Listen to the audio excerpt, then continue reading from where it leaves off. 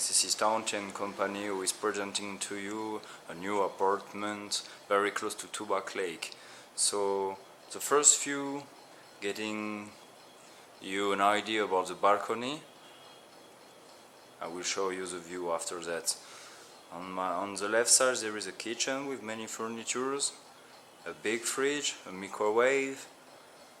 There is a little table where you can sit on it and eat whatever you want. There is a commodity where you can put your clothes, a bathroom. This is the entrance door. This is a giant bed with two places.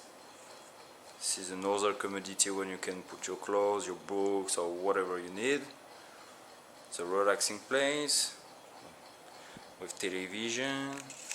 This apartment is given with a Wi-Fi connection.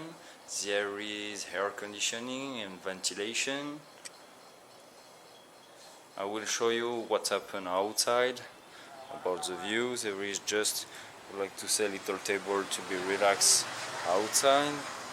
So this is a street directly connected to Truc Bach Lake.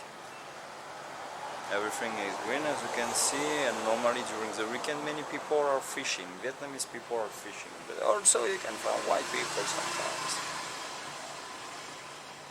Alright, so that's it for this apartment.